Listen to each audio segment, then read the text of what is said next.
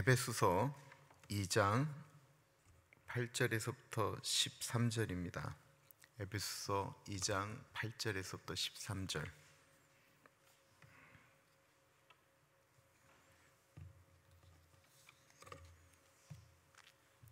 에베소서 2장 8절에서부터 13절.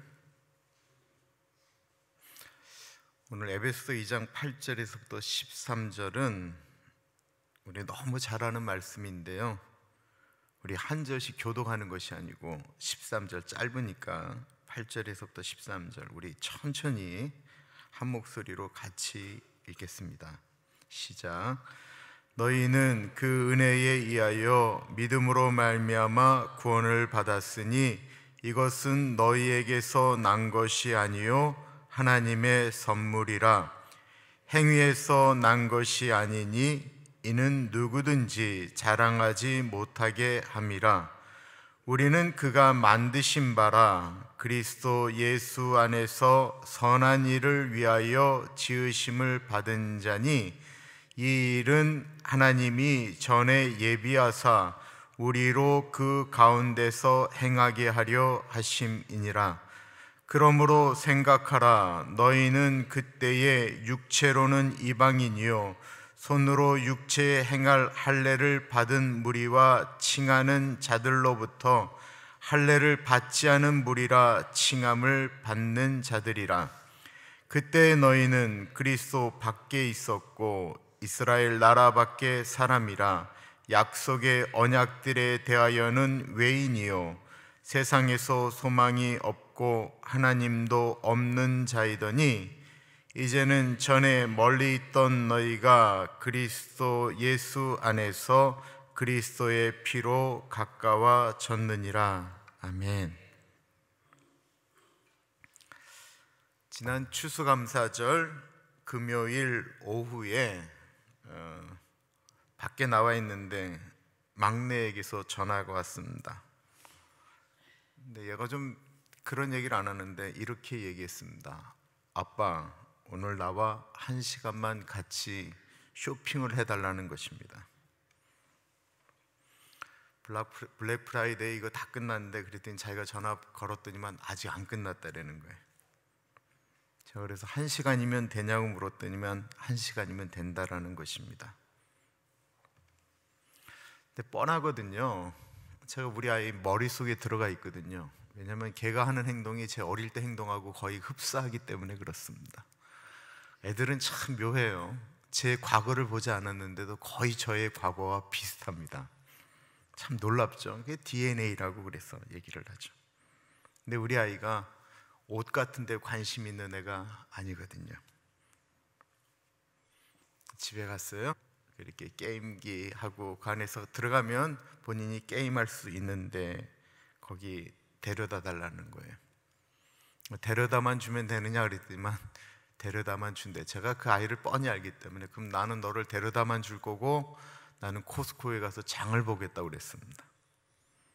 주일날 제가 손님을 초대했기 때문에 집사람은 일을 했고, 그래서 제가 그날 장을 보았어요. 근데 이제 아이를 내려놓고 코스코를 가서 이렇게 생각하니까 그 아이에 대한 마음이 이렇게 가죠. 아이가 갖고 싶은 것은 게임기였습니다. 코스코를 갔는데 그 게임기가 마침 코스코에 있는 거예요. 집사람에게 전화를 드렸습니다. 정중하게. 그랬더니 제 아이들한테 전화를 했어요. 큰애한테 했더니 아이가 반대하는 거예요. 그랬더니 나중에 다시 전화가 왔어요. 그래서 어떻게 조건을 걸까? 그랬더니만 아이가 성적이 지금 뭐고 그런데 모든 성적을 A로 만들면 사주겠다라고. 그리고 이제 코스코를 나와서 아이를 픽업하러 갔어요. 그리고 아이를 데리고 집으로 가는 와중에 제가 물었습니다. 거기서 뭐 했냐 그랬더니 이것도 보고 거기서 게임기 갖고 싶었어 그랬더니 그랬다라는 거예요. 근데 제 얘기를 듣는 순간 아이의 마음속에 이런 벌써 이제 기대하는 느낌이 이제 오잖아요. 그래, 혹시 네가 그러면 네가 지금 그 공부하는 그 성적을 모두 A로 만들어주면 아빠가 그거 사줄게. 제가 기도했던 거는 우리 예준이의 눈이 왕눈이거든요. 그랬더니 딱 보더니 never mind.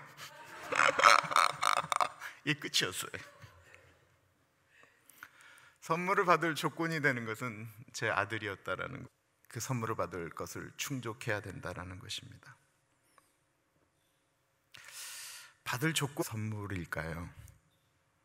우리 인생에 있어서 선물이라고 이야기하는 것, 우리 인간의 선물이라고 하는 것은 조건적인 거죠.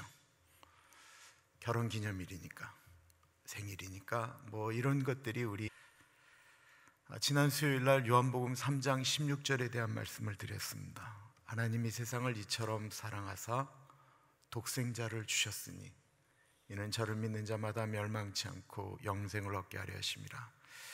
이거 제가 전도 설교로 한국에 있을 때 농촌에 가서 무지하게 많이 했던 설교였어요. 이 세상이 가장 큰 사랑에 대한 얘기.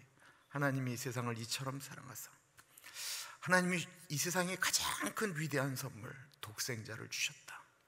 가장 위대한 선택, 누구든지 예수 믿으면. 제가 이거 갖고 전도 설교를 참 많이 했는데, 오늘 본문도 이 선련이나 성경 공부를 했다고 한다면 무조건 외워야 되는 말씀 중에 하나가, 목사님 제가 지금 소리가 조금씩 이상한 것 같아요. 그냥 하나로 고정되어져 있는 게 좋을 것 같아요. 8절 말씀이 너무나도 유명한 말씀이죠. 시작. 너희는 그 은혜에 의하여 믿음으로 말미암아 구원을 받았으니 이것은 너희에게서 난 것이 아니요 하나님의 선물이라. 여기 보면 참 따뜻한 이야기들, 은혜라는 이야기도 나오고요, 믿음이라는 이야기도 나오고, 구원이라는 이야기도 나오고. 은혜가 무엇입니까? 받을 수 없는데 받는 것, 용서받을 수 없는데 용서받는 것, 한 것이 없는데 나에게 들어오는 것, 이 모든 것들을 가리켜 카리스, 은혜라고 이야기합니다. 그런데 이 8절의 은혜는 그런 우리가 생각하는 그 당시 그 헬라 문화 가운데 있는 은혜라고 하는 것과는 조금 다른 거예요. 복합적인 은혜가 아닌, 8절에 보면 그 은혜라고 딱 정해져 있어요. 한 가지 은혜를 이야기하고 있는 것입니다. 그 은혜가 무엇일까요? 그러면 앞에 있는 것을 이야기하는 거죠. 왜냐하면 앞에도 은혜에 대한 얘기가 나오는데 앞에는 그 은혜라고 이야기하지 않거든요. 그럼 이 8절에 말하는 그 은혜가 뭘까요? 에베소서 2장을 좀 봐야 됩니다. 에베소서 2장. 그는 허물과 죄로 죽었던 너희를 살리셨도다. 그때 너희는 그 가운데서 행하여 이 세상 풍조를 따르고 공중의 권세 잡은 자를 따랐으니 곧 지금 불순종의 아들들 가운데서 역사하는 영이라. 전에는 우리도 다 그 가운데서 우리 육체의 욕심을 따라 지내며 육체와 마음에 원하는 것을 하여 다른 이들과 같이 본질상 진노의 자녀이었더니 긍휼이 풍성하신 하나님이 우리를 사랑하신 그 큰 사랑을 인하여 허물로 죽은 우리를 그리스도와 함께 살리셨고 너희는 은혜로 구원을 받은 것이라. 여기 예수 믿기 전에, 은혜 받기 전에 우리 모습을 이야기하고 있습니다. 1절에 보면 우리는 허물과 죄가 있었을 뿐만 아니라 허물과 죄 때문에 죽은 존재였다라는 것입니다. 너희가 살아있다고 하나 실상은 죽은 존재였다라는 것입니다. 두 번째 보면 우리가 세상 풍조를 따라 살았고 공중 권세를 잡은 마귀가 좋아하는 것을 따랐다라고 표현하고 있습니다. 3절에 보면 우리가 육체의 욕심을 따라 육체와 마음이 원하는 대로 살았다라는 것입니다. 그러면서 1절과 2절과 3절에 보면 우리가 이런 존재인데 우리가 은혜 받을 수 있는 무슨 자격이 단 한 가지라도 있었냐라는 거예요. 없었다라는 것입니다. 그런 우리를 살리셨다라고 말씀하고 있습니다. 그 4절과 5절에 말하는 그 은혜는 긍휼이 풍성하신 하나님이 그 큰 사랑으로 허물로 죽은 우리를 예수 그리스도를 십자가에 못 박아 죽으셨을 뿐만 아니라 그가 죄와 사망을 이기고 부활하심으로 예수 그리스도와 함께 우리를 살리셨다라고 표현하고 있습니다. 너희가 그 예수 그리스도의 사랑, 그 앞에 있는 건 그 큰 사랑, 그 큰 사랑은 하나님이 이 땅에 예수 그리스도를 보내신 그 큰 사랑을 얘기하는 거예요.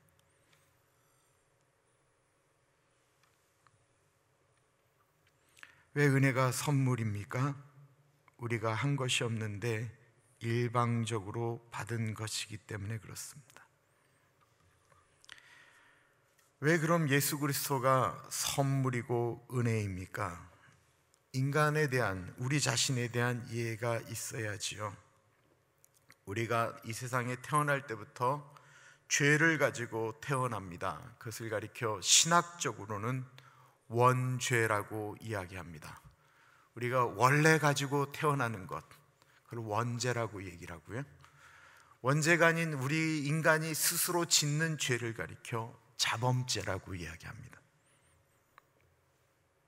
창세기는 우리 인류의 역사를 이야기하죠. 창세기가 성경 공부로 굉장히 좋은 것은 인간에 대한 모든 이해가 들어가 있는 것이 사실은 실상은 창세기예요.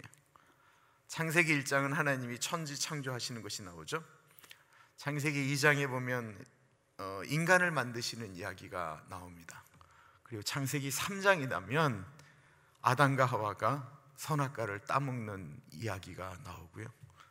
창세기 4장 가면 그 죄를 진 아담과 하와의 자녀인 가인과 아벨 사이에 살인사건이 일어나는 일이 나옵니다. 그리고 창세기 5장에는 아담의 족보 이야기가 나와요. 그리고 창세기 6장이 되면 이제 노아 이야기가 나오는데 그 창세기 6장에 너무 놀랍게도 인간이 하는 모든 행동이나 인간이 하는 모든 생각이 항상 악했다라고 하는 표현이 창세기 50장에 나오는 것도 아니고 창세기 6장에 나온다라는 거예요. 이게 우리 인간에 대한 실존을 이야기하고 있는 거예요. 창세기 6장 볼게요. 하나님이 왜 물로 인간을 심판하려고 하셨는지 창세기 6장 5절과 6절입니다. 한번 우리 같이 한번 읽어보겠습니다. 시작. 여호와께서 사람의 죄악이 세상에 가득함과 그의 마음으로 생각하는 모든 계획이 항상 악할 뿐임을 보시고 땅 위에 사람 지으셨음을 한탄하사 마음에 근심하시고, 사람의 모든 계획이 항상 악할 뿐임을 아셨다라고 하셨습니다. 이거 우리 굳이 설명하지 않아도 우리가 우리 자신을 보면 다 아는 것입니다. 이 있을까요? 나는 죄 없다라고 말하지만 그 내면도 죄가 없다라고 말할까요? 로마서 3장 23절 말씀, 로마서 3장 23절 말씀 우리 같이 한번 읽겠습니다. 모든 사람이 죄를 범하였음에 하나님의 영광에 이르지 못하더니. 이 모든 사람의 제외인 사람이 있습니까? 우리가 과연 예수 그리스도의 은혜를 받을 만한 일을 했다라고 말할 수 있는 사람이 있느냐라는 것입니다. 우리 모두는 죄인인데 그런 우리 죄인을 용서하시려고 주신 선물을 성경은 예수 그리스도라고 말씀하고 있습니다. 마태복음 1장은 예수 그리스도의 족보에 대한 이야기를 시작하죠. 아브라함과 다윗의 자손 예수 그리스도의 세계라, 족보를 이야기하는 것입니다. 그러면서 예수라고 하는 이름 자체에 대한 설명을 하고 있습니다. 마태복음 1장 21절 말씀입니다. 마태복음 1장 21절 말씀 우리 같이 한번 읽어보겠습니다. 시작. 아들을 낳으리니 이름을 예수라 하라. 이는 그가 자기 백성을 그들의 죄에서 구원할 자의 심이니라 하니라. 예수라는 이름은 구원자라고 하는 뜻입니다. 죄인된 우리들을 위하여 예수 그리스도를 하나님이 이 땅에 보내셨다라는 것입니다. 그리고 그 예수 그리스도의 십자가 은혜를 통해서 사람으로 하여금 구원을 얻게 하셨습니다. 그것을 은혜라고, 선물이라고 하는 것입니다. 그럼 구원이라고 하는 것은 내가 쟁취하는 것입니까? 아니면 받는 것입니까?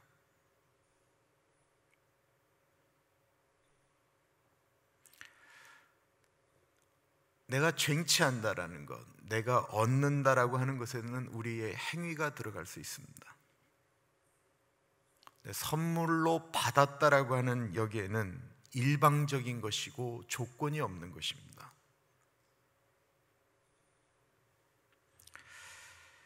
지난 수요일 날 말씀드렸지만 저는 나이가 들수록 하나님이 왜 나 같은 거를 구원하셨지? 저는 그것에 대한 이해할 수 없음이 더 깊이 들어옵니다. 그래서 나이가 들면 들수록 예정론자가 된다라고 말씀을 드렸습니다. 사실 예정론을 이 땅 가운데 펼친, 물론 예정론을 처음으로 얘기한 분은 어거스틴이에요. 그런데 이거를 신학적으로 완전히 체계를 잡은 분은 존 칼빈이죠. 깔뱅이라고 얘기하는. 근데 그 존 깔뱅이 가장 좋아했던 말씀이 바로 에베소서라고 이야기합니다. 도저히 이해할 수 없는 은혜를 받았다라는 것입니다. 그런데 저는 저희 교회의 색깔이 장로교다라고 얘기하기 좀 어려워요. 그리고 우리 교회 교인들이 나는 장로교회이기 때문에 오렌지 가나안 장로교회를 왔다라고 얘기하는 것도 어려워요. 신학적인 얘기를 오늘 좀 할 텐데, 저는 장로교가 옳다, 감리교가 옳다, 오순절이 옳다, 침례교가 옳다, 이런 얘기 다 의미가 없다라고. 이 미국에 와서는 교파라고 하는 색깔이 미국은 없구나라고 하는 생각이 들었어요. 그리고 장로교에서는 목사가 당연히 얘기할 내용이 이 미국에 왔더니만 장로교회임에도 불구하고 목사가 그 얘기하면 어려운 일을 겪는 것도 좀 보았어요. 그 감리교 신학인지 이게 장로교 신학인지 침례교 신학인지 이게 의미가 없어진 곳이 미국이다라는 생각도 좀 들어요. 제가 뭔가를 설명할 때 전천년설이다, 후천년설이다 그러면 이런 것들이 있습니다. 그리고 저는 이것을 추구합니다라고 얘기하는 건 다 설이기 때문에 그래요. 자, 이제 한번 8절을 보겠어요. 너희가 그 은혜로 말미암아 구원을 받게 되었는데, 그냥 너희가 그 은혜로 말미암아 구원을 받았다라고 이야기하면 참 좋겠는데, 너희는 그 은혜에 의하여라고 하고 찍고 믿음으로 말미암아 구원을 받았다라고 이야기하는 거예요. 그럼 이가 은혜로 인하여 구원을 받았는가, 믿음으로 말미암아 구원을 받았는가 라고 하는 이야기가 됩니다. 믿음으로 말미암아 구원을 받았다고 한다면 그 믿음의 행위는 행위냐 아니냐라는 이야기도 발생하게 됩니다. 믿는 것이 행위라고 한다면 아무리 선물이라 할지라도 믿어야 받는 거예요. 우리가 손을 내밀어야 받는 것입니다. 여기서 뭐로 구분이 되냐면 장로교와 감리교가 구분이 되어졌습니다. 장로교는 신학적으로 뿐만 아니라 이 땅에 얘기하는 것으로는 너무 많은 문제가 발생하게 돼요. 하나님께서 구원할 사람을 이미 창세 이전에 예정하셨다. 그러면 하나님이 나를 예정하지 않으셨으면 나는 그냥 아무리 예수 잘 믿어도 소용이 없네. 이렇게 가르침 때문에 그럼 나는 세상으로 나가겠다.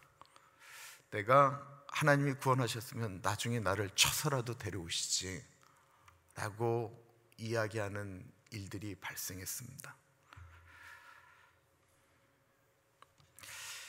거기에 대한 반대적인 것으로 감리교는 이렇게 얘기합니다. 하나님이 우리를 예정하셨지만 그 예정에 우리가 반응해야 된다라는 거예요. 이게 장로교와 감리교의 갈라짐이 되었어요.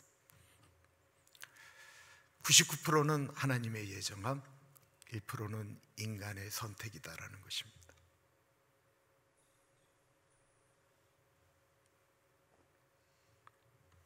장로교는 하나님을 믿는 이 마음마저도 하나님의 선물이다라는 거예요.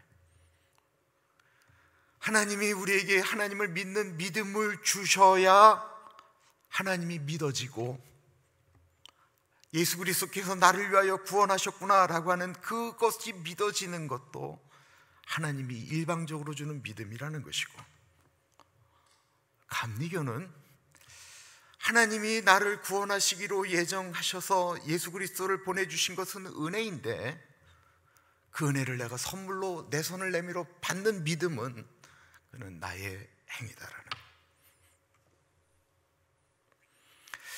그렇기 때문에 감리교는 점점 더 이 행위 쪽으로 나아가기 시작했습니다. 그래서 사회적인 참여도 깊숙이 하기 시작했고요, 그리고 정치적인 것에도 감리교가 이렇게 소리를 많이 내는 편이에요.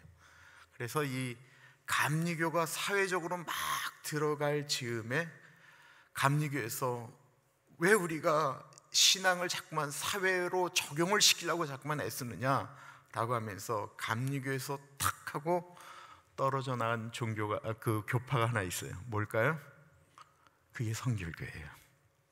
성결교는 거의 감리교하고 비슷한데, 감리교에서 우리는 내적인 것, 우리 안에 있는 것들을 움직이겠다라고 하면서 떨어져 나간 게 성결교예요.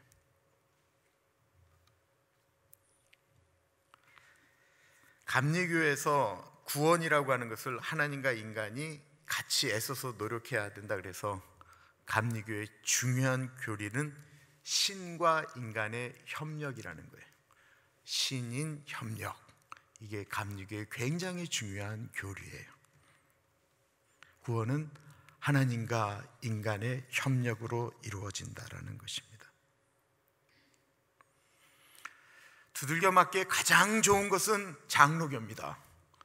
그럼 이미 하나님이 아담과 하와가 선악과를 따먹을 걸 예정하셨느냐? 우리 인간을 죄인으로 만들기로 작정하신 다음에 에덴 동산 만들고 이렇게 했느냐? 그리고 그 아담과 하와가 자식을 낳으면 그 가인이 아벨을 죽이기로 예정되어져 있었느냐? 하나님 그걸 다 알고 계셨느냐? 라고 질문을 던지기 시작하면 장로교 목사들은 다 입을 이러고 있어야 되는 것들이 많아요. 이게 신학이에요. 침례교는 어떠냐? 침례교는 철저하게 자신의 선택이에요. 그래서 침례교회는 유아 세례를 부정합니다. 아기가 뭐를 알아서 예수 그리스도를 영접하겠다고 침례받느냐라는 거예요. 그래서 침례교는 아이들이 침례받는 걸 다 부정하죠.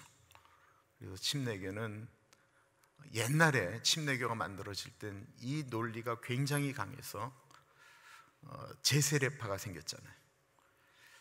유아세례를 받았는데 침례교 신앙을 받아들인 다음에 이건 예수 그리스도를 철저하게 우리가 선택해야 되는 거구나 나가면서 그분들이 다시 세례를 받기 시작하죠. 이걸 제세례파라고 그래요. 제세례파. 제세례파가 침례교의 아주 핵심적인 거예요. 교회 역사에 가장 아픈 것이 있다고 한다면 이 제세례파를 그 장로교회 존 칼빈이 거의 학살을 했죠. 너희가 그렇게 세례받기를 원한다고 한다면 제세례파를 죽일 때는 다 수장을 했습니다. 영원히 너희가 세례받아라 이러면서. 참 교리라고 하는 것이 너무 무서운 거예요. 교리라고 하는 것이 한번 사람의 마음을 이렇게 뒤집기 시작하면 이게 너무 무서워요. 이 사람 구원이 있다, 구원이 없다, 이건 이렇다 저렇다 막 칼날질을 하는 게 사실 그렇다라는 거예요.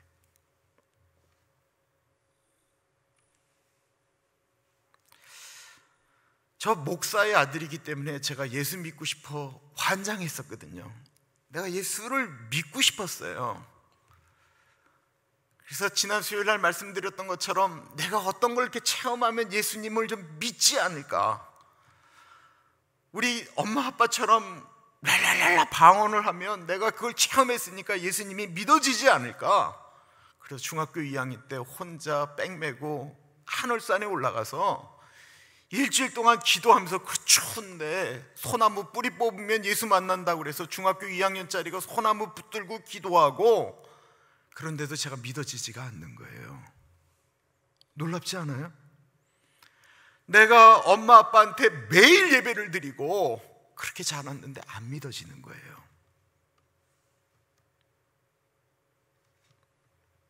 그 다음날 너무나도 인간이 그냥 불쌍해서 그런지 하나님이 저를 만드셨던 그때는 예배 드릴 때 한순간이었어요.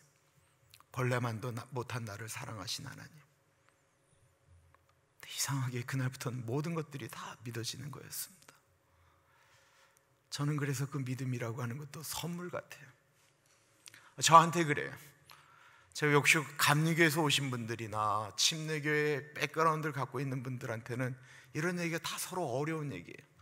뭐가 옳으냐 그러냐, 나는 구원이라고 하는 건, 신앙이라고 하는 건 하나님과 나와의 1:1 관계라고 생각을 해요. 왜 우리가 다른 사람에 대해서 함부로 얘기하는 거, 나 그거 진짜 나쁘다라고 생각이 들어요.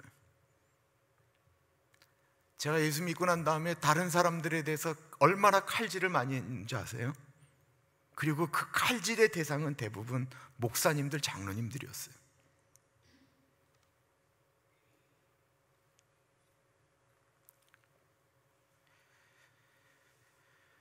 이 세상 사람들 중 자신이 죄가 없다고 내면에서도 말할 수 있는 사람은 없을 겁니다. 죄인이라고는 말해요. 그 죄 때문에 하나님과 단절되고 내가 생명을 얻은 존재가 안 되었다라는 절박함은 그러나 사람들에게 없습니다. 내가 죄인이라고 하는 생각이 없고 내가 구원을 받아야 될 존재, 내가 이 죄 때문에 지옥에 갈 수밖에 없는 존재라고 하는 것이 뼈저리게 느껴지지 않는 사람에게 교회를 아무리 다닌다라고 예수 그리스도께서 당신을 위하여 십자가에서 죽으시고 그 은혜로 말미암아 당신이 천국을 얻게 되었습니다라고 아무리 얘기를 해도 내가 내 죄 때문에 내가 지옥에 갈 수밖에 없구나라고 하는 절박함이 없는 사람에게 그게 은혜라고 느껴지겠습니까? 은혜라고 안 느껴지는 거예요. 아, 그래요? 감사하네. 그러니까 그게 은혜로 안 느껴지는 사람은 예수 믿고 밖에 나가서 그냥 함부로 살게 되는 거예요. 그 은혜가 어떠한 은혜인지 느껴지지 않기 때문에.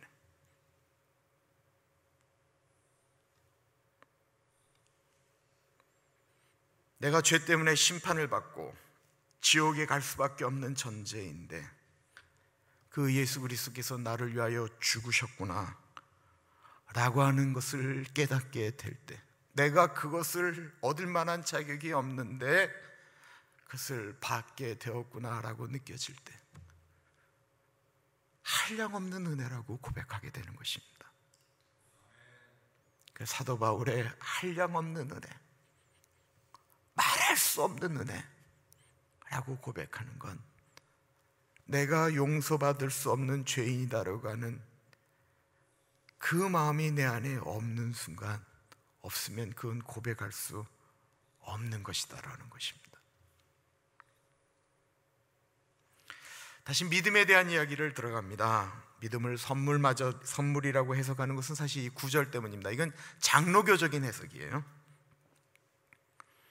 믿음이 아까 행위냐 아니냐라고 할 때 이 8절을, 9절을 보세요.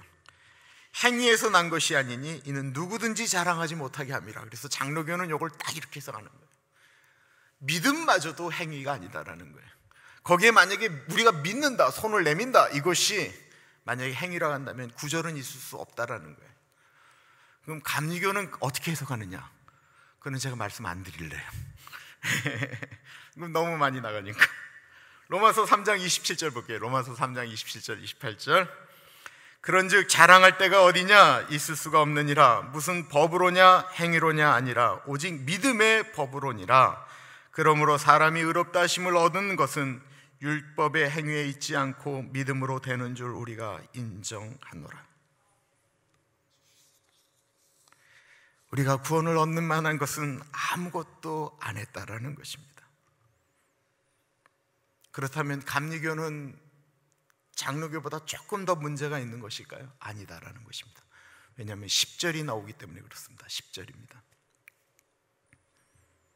10절 우리 같이 한번 읽어보겠습니다. 시작.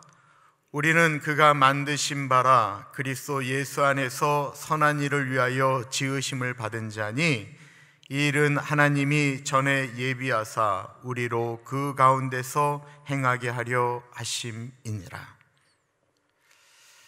사실 에베소 2장 10절 말씀, 요 말씀 한 구절을 가지고 그 세들백 교회 담임 목사님이신 리고레 목사님이 목적이 이끄는 삶이라고 하는 책에 요 구절을 정확히 끌고 들어오셨어요. 우리는 그가 만드신 바라. 하나님이 우리를 만드셨다라는 거예요. 네, 만드셨는데 목적이 있어서 만드셨다라는 거예요. 10절 말씀 갖고 리고레 목사님이 다 읽어보셨죠? 그 목적이 이끄는 40일 뭐 이런 거 하셨잖아요. 거기에 이 말씀이 들어가 있어요.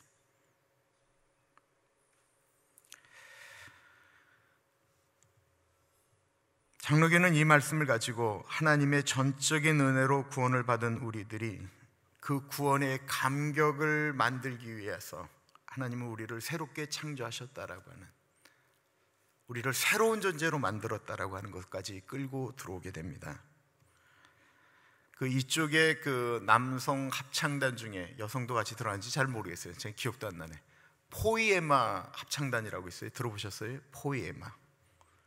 이 포이에마라고 하는 그 포이에마가 우리는 그가 만드신 바라 할 때 이 만드신, 하나님이 재창조하셨다라고 하는, 하나님이 그 과거의 모습이 아닌 하나님의 형상으로 재창조하셨다, 만드셨다라고 하는 것이 바로 이 포이에마입니다. 고린도후서 5장 17절 말씀은 우리는 잘 알고 있습니다. 우리 같이 한번 읽어보겠습니다. 시작. 그런즉 누구든지 그리스도 안에 있으면 새로운 피조물이라 이전 것은 지나갔으니 보라 새 것이 되었도다.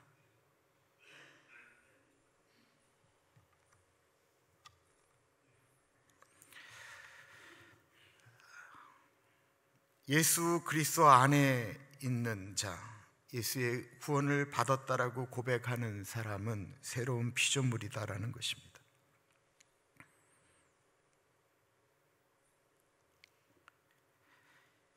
여기서 주님께서 10절에 말씀하셨던 선한 일을 위하여 너희가 지음을 받았다라고 하는 이 선한 일을 감리교는 구원의 완성으로 나아가는 길이다라고 이야기를 하고요, 장로교는 이것은 구원의 열매라고 이야기를 합니다. 저에게 있어서 이 선한 일은 저는 열매라고 믿습니다. 왜냐하면 우리는 그가 만드신 바라 과거형이거든요. 그 은혜로 인하여 너희가 구원을 받았다 과거형이거든요. 은혜를 받았다, 이것도 다 과거형입니다. 이미 받은 것입니다. 그러나 이거 중요하지 않죠. 받은 사람이 그거를 내가 선물로 받았다라고 하는 것에 대한, 정말 구원에 대한 분명한 은혜가 내 안에 있으면 그것은 열매로 나타날 수밖에 없다라는 것입니다. 왜냐하면 그리스도 안에 있다라고 하는 것은 요한복음 15장에 있는 것처럼 저가 내 안에, 내가 그 안에 있으면 열매를 맺을 수밖에 없다라는 거예요.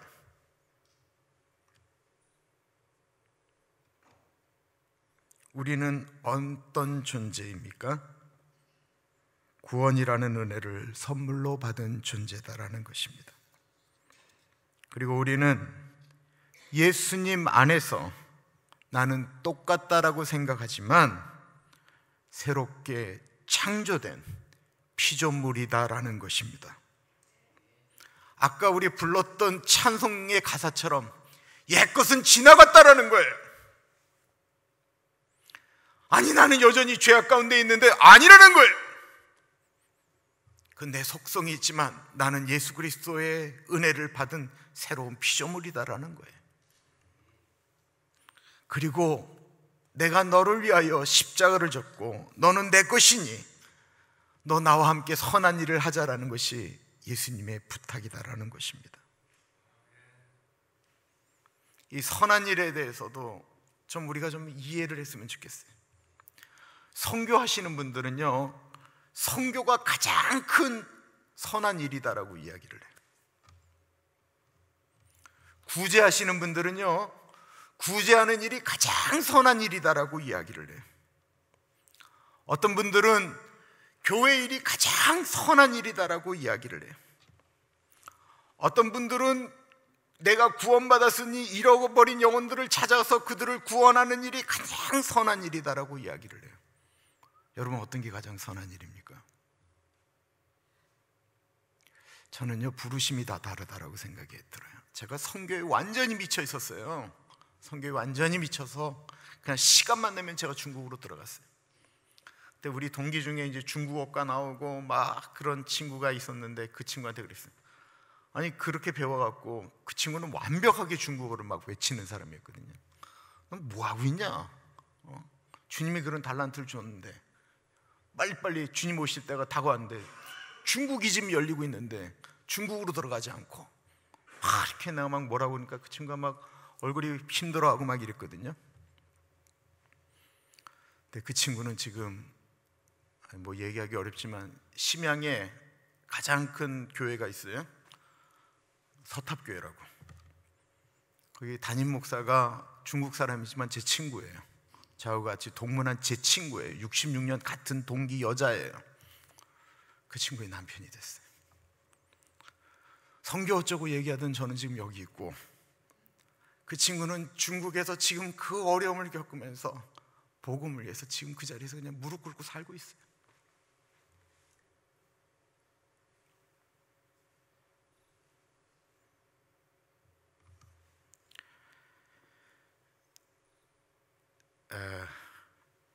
이것이 옳다 그러다 너무 강조하면 그것도 자칫 잘못하면 은혜가 아닌 의가 될 수가 있습니다. 에베소 교회는 점점 더 힘을 잃어가고 있었습니다. 일을 하다가 힘들기도 하고 낙심하기도 했습니다. 믿음도 흔들렸습니다. 선한 일을 할 때도 상대방 일 보면서 했습니다. 왜 나만 이렇게 고생해야 되는가? 왜 내가 이런 소리 들으면서 이 일을 해야 되는가? 이런 마음이 일어나고 있다고 한다면 사도 바울이 에베소 교회에 이야기하는 것은 과거를 생각해 보라는 것이었습니다. 11절입니다. 그러므로 생각해라. 너희는 그때의 육체로는 이방인이요 손으로 육체에 행할 할례를 받은 무리라 칭하는 자들로부터 할례를 받지 않은 무리라 칭함을 받는 자들이라. 그때에 너희는 그리스도 밖에 있었고 이스라엘 나라 밖에 사람이라 약속의 언약들에 대하여는 외인이요 세상에서 소망이 없고 하나님도 없는 자이더니 이제는 전에 멀리 있던 너희가 그리스도 예수 안에서 그리스도의 피로 가까워졌느니라. 그때를 생각해 보라는 것이었습니다. 그때는 너희가 본질상 진노의 자식이었고 저주받는 마귀의 자식이었다라는 것입니다. 그때 너희는 그리스도 밖에 있었고 소망도 없었고 하나님도 없던 자들이었다라는 것입니다. 그런 우리를 예수 그리스도께서 십자가의 보혈로 구원하셨다라는 것입니다. 다시 한번 말씀드립니다. 여기에 우리의 무슨 받을 자격을 한 것이 있습니까? 너무 신비롭지 않나요? 가끔 저는 미국에 와 있는 것도 너무 신기하고요. 제가 설교하는 것도 너무 신기해요. 더 놀라운 게 뭔지 아세요? 제 과거를 아는 제 대학교 친구들이 야 예수님이 정말 살아있기는 살아있나 보다 네가 목사가 된 거 보니까 이랬는데 그런 제 친구들 이야기로는 그런 놈인데, 그런 놈의 설교를 듣겠다고 여러분들이 지금 앉아 계시는 거예요. 이거 정말 이해할 수 없는 얘기 아니에요? 이해할 수 없는 그 은혜를 주님이 그럼 우리가 뭔가를 잘못할 때 거두실까요? 주님이 만약에 그 은혜를 거두셨으면 제 인생은 이미 수천 번 수만 번 하나님이 거두셨을 것입니다. 맥스 루카이도, 요맘때 되면 루카이도 목사님의 그 책이 참 이렇게 굉장히 따뜻해요. 루케이도라고 하는 분의 그 책은 거의 베스트셀러인데, 이번에 책은 그 스토리텔링 형식으로 설교한 내용들이죠. 그분이 쓰신 책 중에 다시 일어섬이라고 하는 책이 있습니다. 그거 그대로 읽어볼게요.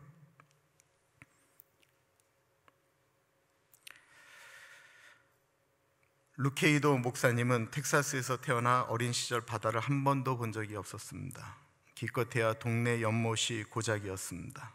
그러다가 10살이 되던 해 맥스는 삼촌이 살고 있던 캘리포니아를 방문하게 되었습니다. 삼촌은 어린 맥스를 데리고 태평양이 보이는 산타모니카 해변으로 갔습니다. 넓은 백사장과 끝없이 펼쳐진 태평양 바다를 보고 어린 맥스는 넋을 잃고 말았습니다. 맥스를 가장 감동시켰던 것은 끊임없이 밀려오는 파도였습니다. 그 많은 물이 대체 어디로부터 오는지 계속해서 맥스에게로 밀려왔습니다. 한참을 그렇게 물끄러미 쳐다보던 맥스는 삼촌을 보면서 이해할 수 없다라고 하는 표정을 지으며 말했습니다. 삼촌, 파도가 계속 밀려와요. 맥스는 충격을 받은 듯 했습니다. 그때 삼촌이 질문을 하나 했습니다. 맥스, 너 그것 아니? 뭐요? 오늘 밤에 와도 파도가 계속 밀려온단다. 맥스는 말도 안 된다는 표정으로 말했습니다. 농담하지 말아요. 어떻게 그렇게 많은 물이 있을 수 있어요? 말도 안 돼요. 삼촌이 또 물었습니다. 맥스, 너 그거 아니? 숨쉬기도 힘들 정도로 흥분한 맥스가 뭐냐는 표정을 지어 보였습니다. 1000년 전에도 이 파도는 똑같이 밀려왔단다. 눈이 휘둥그레진 맥스는 입을 다물지 못했습니다. 맥스의 마음을 아는지 모르는지 삼촌은 또 한 가지 신기한 것이 있다고 말했습니다. 맥스, 너 그거 아니? 또 놀랄 일이 남았냐는 표정으로 맥스는 삼촌을 쳐다봤습니다. 우리가 다 죽고 난 1000년 후에도 이 파도는 계속 밀려올 거야. 맥스는 그것이 어떻게 가능하냐는 표정으로 넓은 태평양에서 밀려오는 파도를 넋을 잃고 쳐다보았습니다. 그리고는 삼촌에게 물어보았습니다. 들어가 봐도 돼요? 그럼. 신이 난 맥스는 온몸에 모래를 묻히고는 파도에 뛰어들었습니다. 그 순간 밀려오는 파도가 맥스를 덮치고 지나갔습니다. 그러자 온몸의 모래가 온데간데 없이 사라져 버렸습니다. 다시 맥스는 모래사장으로 나와 모래를 더 묻혀서 파도에게로 뛰어갔습니다. 그러면 여지없이 파도는 더 큰 팔을 벌려 맥스를 덮치고 지나갔습니다. 1000번을 뛰어들어도 파도는 1000번을 받아 주었습니다. 맥스는 그날 진종일 멈추지 않고 밀려오는 파도와 그렇게 놀았습니다. 자신의 어릴 적 경험을 한참 신나게 이야기하던 루케이도 목사님은 잠시 침묵을 하였습니다. 그리고 성도 한 사람 한 사람을 쳐다보았습니다. 침 넘기는 소리조차 크게 들릴 정도로 예배당이 조용해졌을 때 루케이도 목사님은